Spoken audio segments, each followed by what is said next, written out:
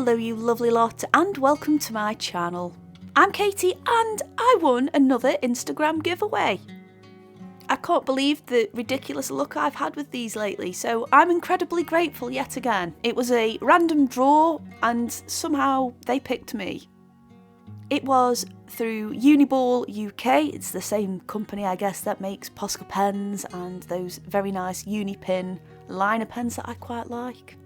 I noticed this giveaway and I put a few of my friends' names into the hat also, and they kind of picked me, so I'm super chuffed, so thank you so much.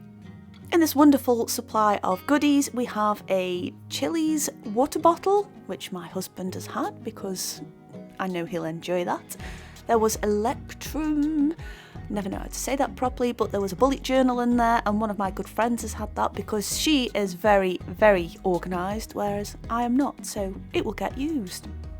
There are two sets of gel pens in there. They are the UniBall Erasable in 0.7, and that's in black and blue, and wow, they erase. You'll see on the screen right now, they erase. You flip them over, you erase them like you would a pencil, and then you go over it again.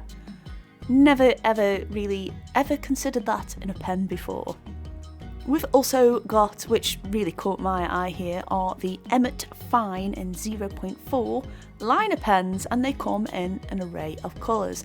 And I know these are more on the stationery side of things, but I'm actually really glad I've had a good excuse to do a video where I can demonstrate what you can do with these things.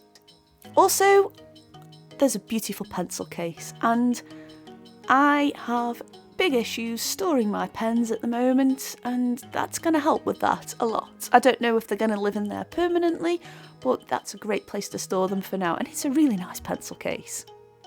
So let's get on to the drawing then. So I was pretty broke by the time I'd finished university, and I couldn't really afford a huge amount of supplies, but I obviously still wanted to do some art. And very occasionally I'd perhaps get a nice pad of paper from my art shop. However, I'd go through materials pretty quickly, so I needed to have a nice budget-friendly supply of at least getting my art fix as well. Now, most supermarkets do sell pens like this, or local stationers, and they are pretty affordable too, and they last a good while, which is also a bonus. I thought, especially when I started working full-time after university, I needed an outlet, and this was my outlet for a long time, and I would just do very intricate drawings like this. I might have to do a video showcasing some actually. Let me know down below. And of course there is an amazing array of colours, but they're not amazing for colouring in large areas, so if anything, it kind of caused me to improvise a little bit and work with different textures, as well as trying to blend these colours without trying to blend these colours, if you catch what I mean. I thought today's subject of a dragon, and seeing as you guys are enjoying the dragons a little bit more just lately, why not? I thought this would be a perfect way to demonstrate how I do various types of mark making and just creating different areas on the picture, just so it didn't all look like one big scribbly mess. So naturally, the dragons, I do tend to have scales, so I found that just drawing lots of little circles perfect for getting that texture down there, and I've done that in the light pink colour that was included in these fabulous pens. Just as a base colour, it's the lightest one of the tonal range I wanted to go with, so that's what I started off with. And then it was time to add some texture to some sky in the background, and I just wanted to have some nice swirling lines, and then I did that with the black pen, filling it in with one of the blue pens and complementing it with one of the purple pens. If you refer back to the swatches I did at the start, these have numbers, but I kind of just gave them my own names because that made more sense to me. By drawing those flowing lines in the black though, it just adds a bit of darkness in there, and then adding lines within those just added some colour without actually having to fill areas in colours, because these don't work, like I've mentioned, great on large areas. With them being water based as well, they're just going to smear and chew the page up, and I didn't want that. And again, these obstacles kind of, I suppose from an artist's point of view, get us to problem solve as we go along.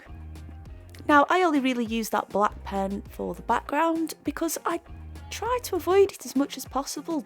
More than anything, I kind of think a black outline isn't always appropriate for every drawing you do. As much as you want stuff to stand out, sometimes it just throws things off balance a little bit. So using the different variations of tones within the colour ranges there just allows me to do that.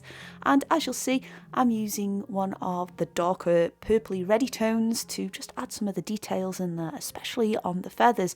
And again, that's a different type of mark making, so that makes that area stand out compared to the scales and compared to the sky.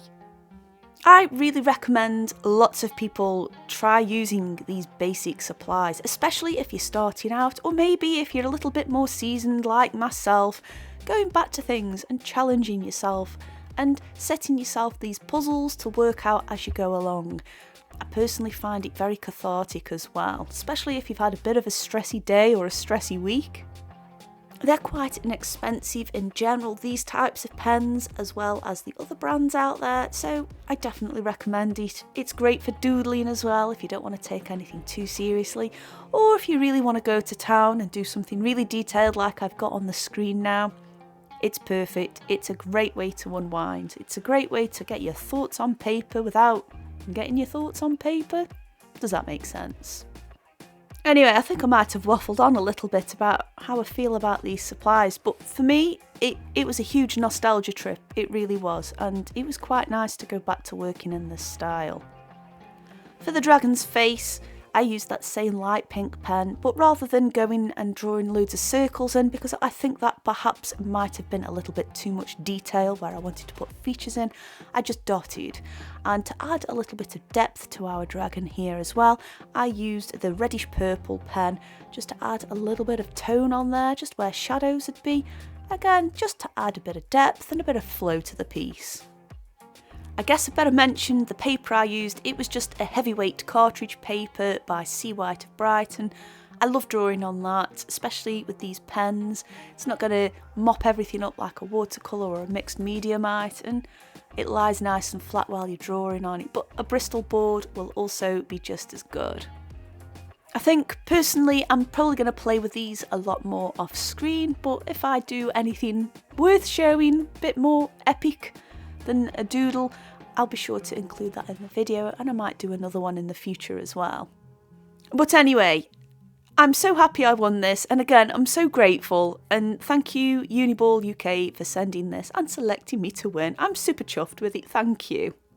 I hope you've enjoyed this video, and if you're on a bit of a budget, I hope this helps you too and with your creative endeavours.